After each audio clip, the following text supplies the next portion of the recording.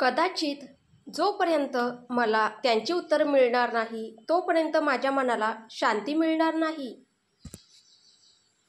मयुरी बोलत होती तेव्हा तिच्या चेहऱ्यावर ना राग होता ना अजून कुठली दुसरी भावना.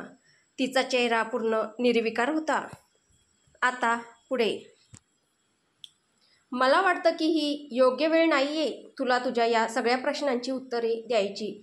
पण जसं आज तुला हे सत्य समजलंय तसंच एक ना एक दिवस तुला या प्रश्नांची उत्तरेही मिळतील. पण तोपर्यंत तुला जरा वाट पाहावी लागेल, दद्दू म्हणाले. पण काय हरकत आहे मला सत्य समजायला?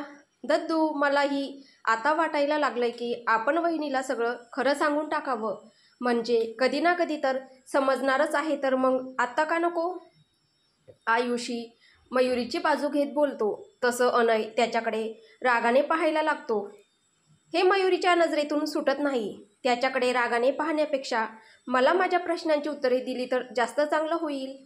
मयुरी अनयकडे रागाने पाहत म्हणाली. तसं अनय केविलवाना चेहरा करून दद्दूकडे पाहायला लागला. दद्दू, तुम्ही तरी समजावा ना हिला, तो दद्दूला बोलतो.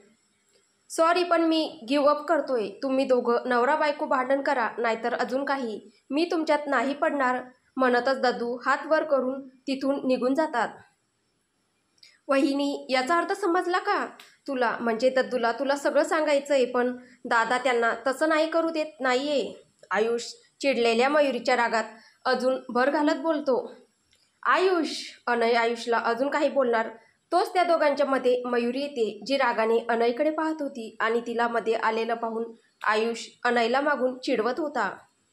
मयुरी, हे बघ मी तू. अनय अजून काही बोलण्याआधीच मयुरी त्याला हात दाखवून गप्प करते आणि आयुषकडे वळते. मला आजपासून इथेच राहायचंय, ती आयुषला विचारते. तसं आयुष अनयकडे पाहत काय सांगू असं विचारतो. अनयही हो म्हणून मान हलवतो. हो वहिनी, आजपासून तुलाही इथेच राहायचंय. ठीक आहे, मग मला माझी रूम दाखव. मला आता कुणाशीही काहीच बोलण्याची इच्छा नाहीये, ती रागाने अनयकडे पाहत बोलते. हो नक्कीच. हे पहा, स्टेअर्सवरून डाव्या साईडला गेलं की तिसरी रूम दादाचीच आहे. आयुष तिला अनयच्या रूमचा रस्ता दाखवून बोलतो. गरज नाही, मला नाही राहायचं तिथे कुणासोबत. मला दुसरी रूम दे नाहीतर मी चालले परत. मला नाही राहायचं इथे. मयुरी सरळ सरळ त्या दोघांना धमकी देत बोलते आणि परत दरवाजाकडे जायला लागते. तसं अनय आयुषला पुढे ढकलत तिला थांबवायचा इशारा करतो. अरे नाही नाही वहिनी, मम्मी तुला दाखवतो ना दुसरी रूम, चल. आयुष तिला हाताला धरून स्टेअर्सकडे घेऊन जायला लागतो. ते अनयला पास करून पुढे जाता तेव्हाही मयुरी त्याच्याकडे रागानेच पाहत होती. आयुष, तिला माझी रूम दे, मी दुसऱ्या रूममध्ये जातो. अनय ती दोघे त्याला क्रॉस झाल्यावर बोलतो. हा हो बाई, मी तुझीच रूम देतो वहिनीला, म्हणत आयुष मयुरीला तिथून घेऊन जातो. आणि इकडे अनय आता मयुरीचा राग कसा घालवायचा या विचाराने एक खोल श्वास घेऊन सोडतो. तसं त्याला काहीतरी आठवतं आणि तो स्माईल करत शिट्टी वाजवत तिथल्या एका सिंगल सोफ्यावर जाऊन बसतो. थोड्या वेळाने त्याच्या काहीतरी लक्षात येतं. तसं तो एका सर्वंटला सोबत घेऊन बाहेर जातो. थोड्याच वेळात ते आत येतात तेव्हा त्या सर्वंटच्या हातात त्यांनी भावनाच्या घरून आणलेली तीच लाकडी पेटी, तर अनयच्या हातात त्याने मयुरीपासून लपवलेले त्याच्या फॅमिलीशी रिलेटेड फोटो होते, जे त्याने मयुरीचं लक्ष नसताना बाहेर जायच्या वेळी त्याच्या पॉकेटमध्ये लपवले होते. अनय ती पेटी घेऊन खालीच हॉलमध्ये गेस्टसाठी असलेल्या रूम्सपैकी एका रूममध्ये नेली. त्याने त्या पेटीतील सगळे डॉक्युमेंट चेक करून जे मयुरीपर्यंत पोहोचायला नको असे बाजूला काढून उरलेले परत त्या पेटीत ठेवले. बाजूला काढलेले डॉक्युमेंट आणि फोटोज त्याने नोकराकरवी रामकडे पाठवून दिले आणि तो स्वतः ती पेटी घेऊन त्याच्या रूमकडे जायला निघाला. इकडे मयुरी अनयच्या रूममध्ये तर आली, पण तिला काहीच सुचत नव्हतं. नुसतं गोंधळल्यासारखं होत होतं. ती आलिशान रूम मयुरी सध्या राहत असलेल्या फ्लॅटपेक्षाही मोठी होती. तिथल्या वस्तू, त्यांची रचना, त्या रूमला असलेलं कलर्स, पडदे, बेड, बुकशेल्फ्स, उत्तम दर्जाचे फर्निचर त्यांच्या श्रीमंतीचा दिखावाही करत होते. पण ते सगळं पाहून तिची तिथे घुसमट होत होती. मनावर कसलं तरी दडपण जाणवत होतं. तिने तिथे जास्त वेळ न थांबता सरळ गॅलरीमध्ये गेली. तिथली मोकळी हवा तिला फ्रेश फील करत होती. ती तिथल्या रोलिंगजवळ उभी राहून समोरचं गार्डन आणि त्यात मधोमध उभा असलेला तो फाउंटन पाहत होती, ज्यात त्या लहान मुलांमध्ये एक मुलगा आणि 2 मुली होत्या. थोडा वेळ त्या फाउंटनकडे पाहिल्यावर मयुरीला जाणवलं की हवेत वाढलेल्या गारव्यामुळे तिचा पेटी लागलेला खांदा आता दुखायला लागला होता. कदाचित हाताला त्या ठिकाणी सूज आली होती म्हणून असेल, पण ते सहन न होऊन मयुरीने तिथेच खाली बसून घेतलं. संध्याकाळ सरून रात्र केवत झाली होती. अनय रूममध्ये आला तेव्हा सगळीकडे अंधारच होता. कमाल आहे, मयुरीने रूममधले लाईट्स का नाही लावले? मयुरी, त्याने तिला आवाज दिला, पण ती रूममध्ये नसल्याने तो तिच्यापर्यंत पोहोचलाच नाही. म्हणून त्याने पुन्हा एकदा तिला आवाज देत रूममधले लाईट्स लावले तर पूर्ण रूमच रिकामी होती. त्याने हातातली पेटी तिथेच एका टेबलावर ठेवली आणि तो गॅलरीत गेला. अपेक्षेप्रमाणे तिथलेही लाईट्स ऑफ होते. त्याने तिथला स्विच ऑफ केला आणि सगळीकडे नजर फिरवली तर समोरच मयुरी रोलिंगला टेकून एका हाताने तिचा दुखरा हात पकडून बसली होती. मयुरी, तू इथे का बसली आणि हा हात का असा पकडलाय? तो तिच्याजवळ जात बोलतो. दुपारी ती पेटी लागल्याने माझा खांदा सुजलाय. तो खूप जास्त दुखतोय. अनय, प्लीज काहीतरी कर ना.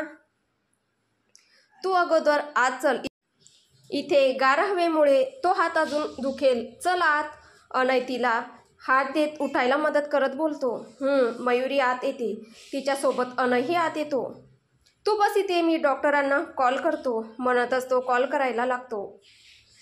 अनय, डॉक्टर बोलायची काही गरज नाहीये. बस थोडी हळद गरम करून लावली तरी चालेल. एवढ्याशा कारणासाठी अनय डॉक्टरांना बोलवतोय हे पाहून मयुरी बोलते. हे मी ठरवेल, तू नाही. तू गप्प तिथे बस. अनय नंबर डायल करत बोलतो. अरे पण, मयुरी काहीतरी बोलण्याचा प्रयत्न करते, पण अनयचा रागीट चेहरा पाहून तिचे शब्द ओठातच राहतात. सॉरी, बस इतकंच तिच्या तोंडून बाहेर पडतं. ती गप्प बसल्यावर अनय रूम बाहेर निघून जातो. तसं तिची नजर दरवाजाजवळ ठेवलेल्या त्याच लाकडी पेटीवर जाते. अरे, मी अनयच्या नादात हे विसरलेच होते की आईची ही पेटी आम्ही सोबत आणली. मयुरी स्वतःशीच बोलत त्या पेटीजवळ गेली. तिने ती पेटी उघडली तर त्यात सामान सगळं तसंच होतं, पण पेपर्स ते मात्र तिला कमी झाल्यासारखे जाणवलं. मला चांगलं आठवतंय, जेव्हा अनयने हे पेपर्स यात ठेवले ते खूप जास्त होते. मग आता मला ते इतके कमी का जाणवत आहेत?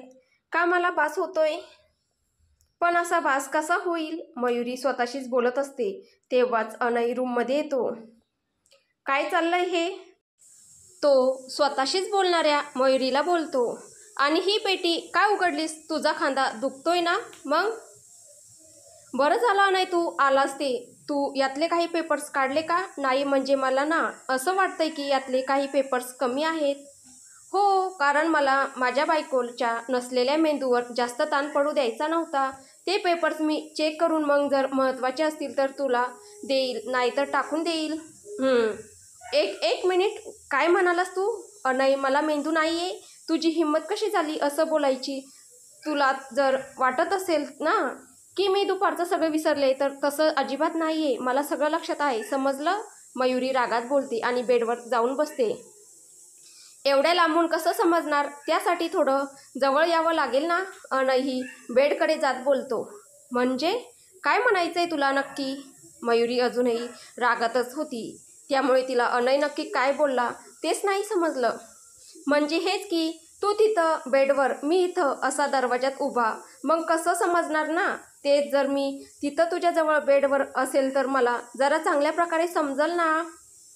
काय चांगलं समजेल? मी तेव्हाही तेच बोलले असते जे आता बोलते. आणि जर तरीही तुला ते समजत नसेल तर मेंदू माझ्याकडे नाही तर तुझ्याकडे नाही आहे, समजलं? आणि म्हणे मी अनय देसाई आहे. मला तर आता हे समजत नाही आहे की तू तुमचा बिझनेस कसा सांभाळतो. दद्दूला सांगावं लागेल बिझनेसमध्ये लक्ष द्यायला. ती अखंड बडबडत होती, पण अनय मनातल्या मनात स्वतःलाच शिव्या घालत होता. देवा, हा कसला नमुना माझ्या नशिबात दिला. मी काय बोललो याचा अर्थ न शोधताही मलाच बडबडत आहे. पण काय करणार ना, ते म्हणतात ना, पदरी पडलं आणि पवित्र झालं, तसंच काहीच झालंय माझं. जीव तर तिच्यातच अडकला आहे. त्यामुळे कशीही असली तरी तीच मला आवडते. त्यामुळे स्वतःशीच बोलत अनयने एक खोल श्वास घेऊन सोडला आणि तो बडबडणाऱ्या तिच्यासमोर जाऊन उभा राहिला. तसं तिने मान वर करून त्याच्याकडे पाहिलं. त्याला जवळ आलेलं पाहून तसंही तिची बडबड बंदच झाली होती. त्यानेही त्याचा चेहरा तिच्या चेहऱ्याच्या अगदी जवळ नेला आणि ती उठून जाऊ नये म्हणून तिच्या दोन्ही बाजूंना हात ठेवून तिला बंदिस्त केलं. अनय.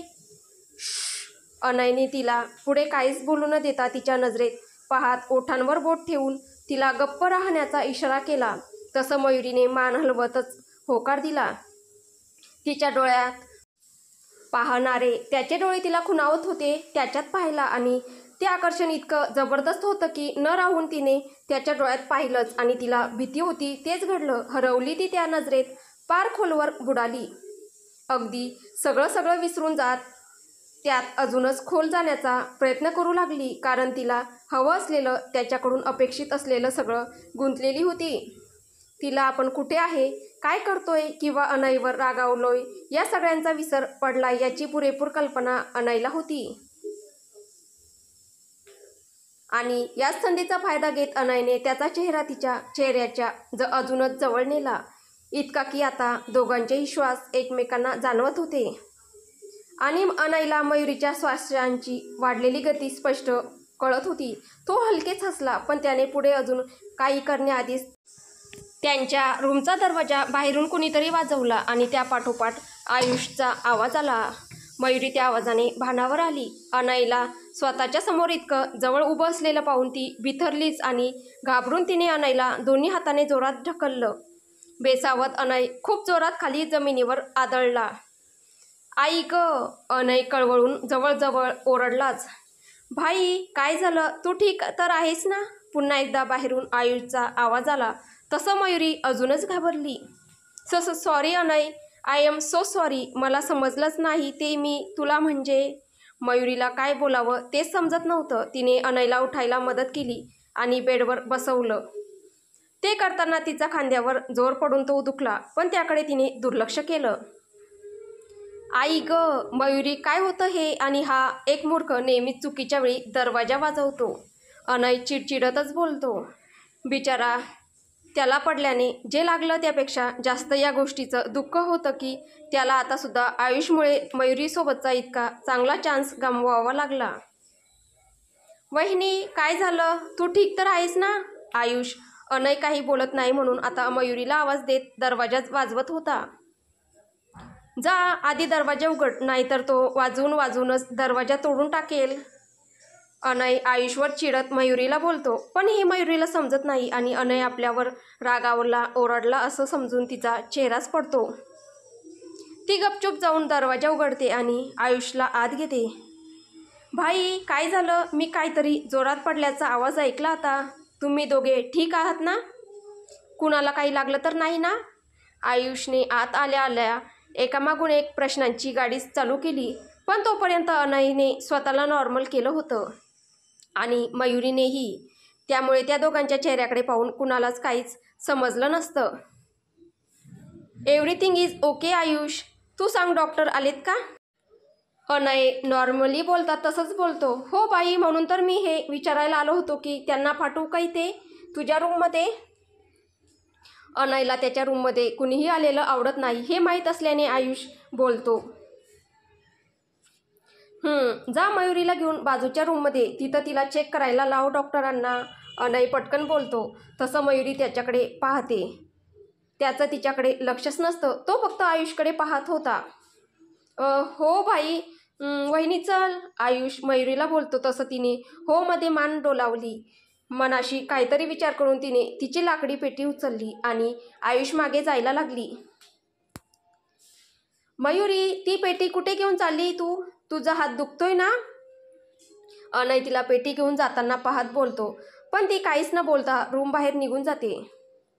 जाताना त्याच्या रूमचा दरवाजा खूप जोरात बंद करते.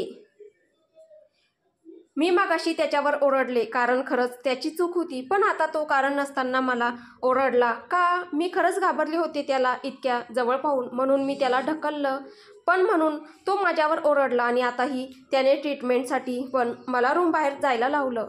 ओ गॉड, आता मला इथं खरंच थांबू वाटत नाही आहे. मी माझं घर मिस करते.